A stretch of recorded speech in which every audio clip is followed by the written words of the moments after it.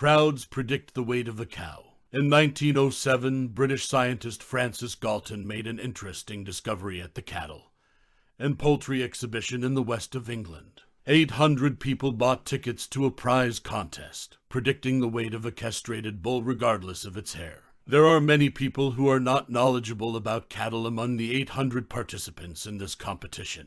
But surprisingly, the average valid result of the 787 players was 1,198 pounds, which is close to the actual weight of the cow after slaughter and hair removal of 1,197 pounds. Witnessing this, Galton wrote, "The results appear to enhance the reliability of the democratic judgment above expectations." Crowd wisdom. Following in Galton's footsteps, other researchers in various fields have proven the existence of the wisdom of the crowds. Accordingly, when the crowd is neither rebellious nor blinded by the group's own thinking, they are smarter than any excellent individual at coming up with solutions to three main types of problems: cognitive problems and problem solving.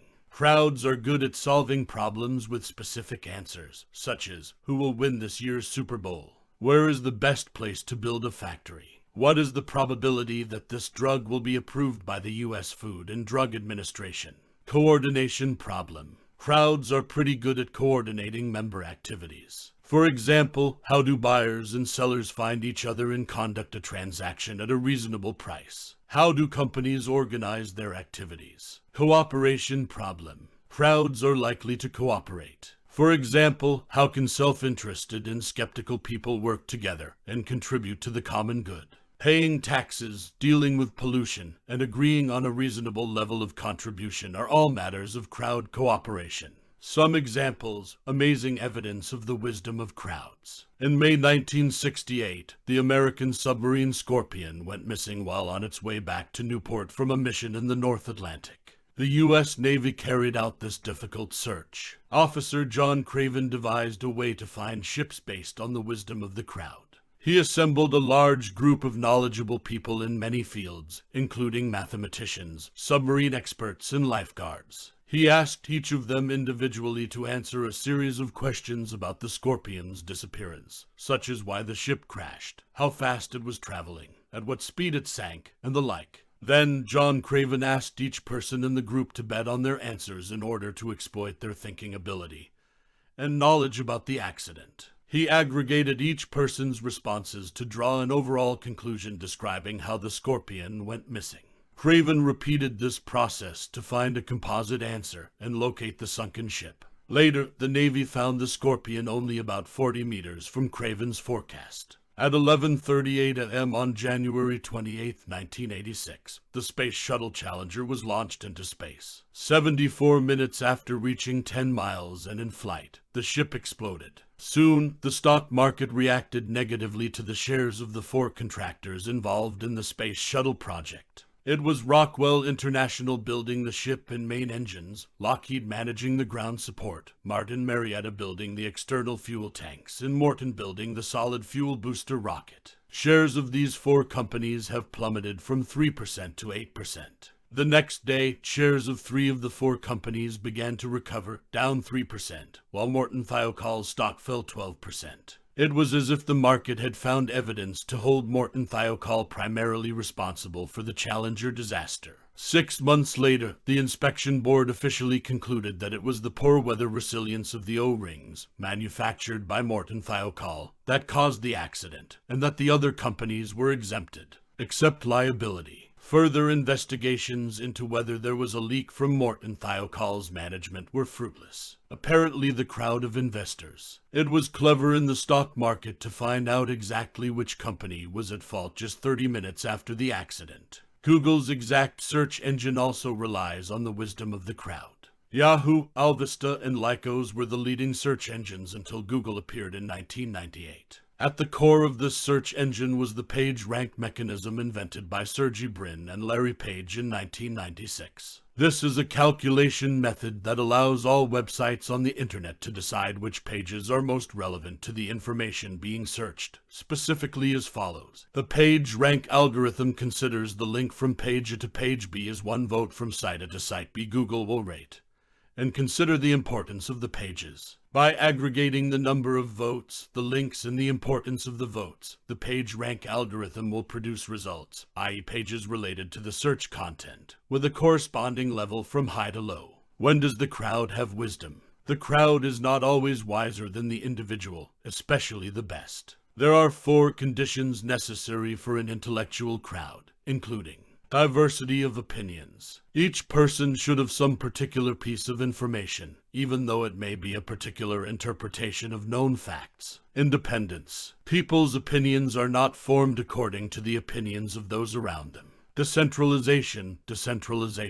There is no direction for each team member. 4. Synthesis. A group must have a mechanism to turn individual opinions into collective opinions. Diversity, the story of the 19th century American auto industry and how bees make honey. The early period of the American auto industry, as well as other industries such as railways, television, personal computers, e-commerce, etc., all had one thing in common: there were many companies, many choices, and many different models. Over time, the market will gradually distinguish winners and losers. Ineffective models and technologies are eliminated, leaving only effective models and technologies. As a result, many companies fail and society wastes billions of dollars on models and technologies with no way out. This is not a wise choice. Consider how the swarm of bees distributes honey. The bees do not discuss where to search. Instead, they send many bees to fly in many directions to search for honey in an area 2 to 6 kilometers away from the hive. The bee that finds a source of honey will return to the hive and perform a tail-wagging dance to announce the news. The intensity of this tail-wagging is directly proportional to the abundance of bile they have obtained. As a result, the entire colony of bees will focus on the place with the most honey source without being dispersed to many places. The bee selection process consists of 2 simple stages. Stage 1, diversification, i.e. more bees looking for possible possibilities. Stage 2, decide to choose one of those possibilities for the whole team.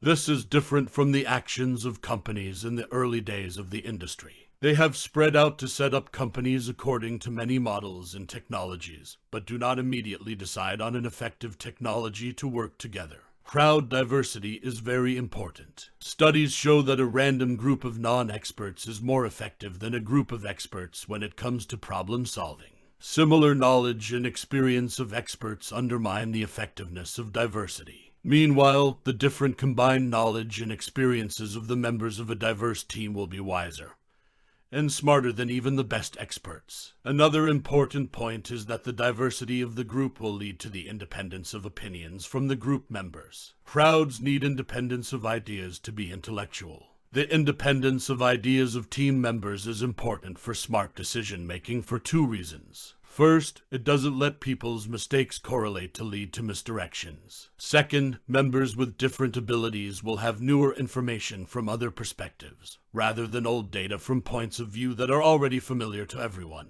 Independence is very important to the wisdom of the crowd. However, this is difficult to achieve because people tend to influence each other. When faced with great influence, people often behave in a herd manner.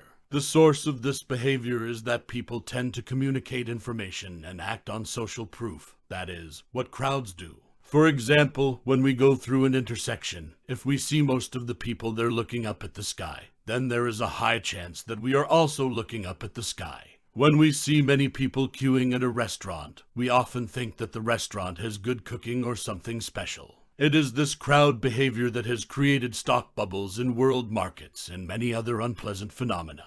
However, if we know how to take advantage of the psychology of the crowd, we will do our job well. For example, to encourage residents in a Los Angeles suburb to recycle, Wes Schultz divided residents into 2 zones. One area received a leaflet outlining the reasons for recycling, the benefits of recycling, and how to do it, and the other received leaflets stating how many residents in other regions did the recycling, and how they did it. The second way, using the crowd effect, worked. Need for decentralization. Decentralization helps the crowd retain diversity and independence. Decentralization helps the crowd retain diversity and independence, which are essential for crowds to stay smart. However, decentralization or decentralization also matters. That is, important information is not shared among members. To solve this problem, the crowd must continue to be consistent in decentralization and build a system of linking and sharing important information among members. The Future Map project is proposed to collect information and opinions of the people through betting on possible terrorist events. This information will be shared with members of the analysis team.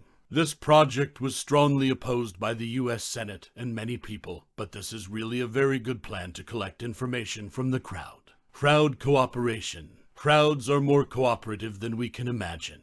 In 1996, White, author of The Organizer, observed pedestrians moving through the streets of New York and discovered the subtle cooperation of the crowd. Although there are a very large number of people and each person has a different way of moving, they still coordinate smoothly to give each other space, avoid collisions, and avoid being hit by cars at intersections. And this huge crowd is constantly operating on the streets of New York. In 1958, social scientist Thomas Schelling conducted an experiment with a group of law students from New Haven, Connecticut. The exercise for each person was that on that day, they had to pick up someone in New York City but didn't know who to pick up, didn't know what time to pick up, and didn't get in touch with them in advance. The results were quite surprising. The majority of students chose to pick up at the information room of the city center station, and at midday. In another experiment, he showed a crowd a box divided into 16 squares. Each person ticks a box of the box. They will be rewarded if everyone ticks this square.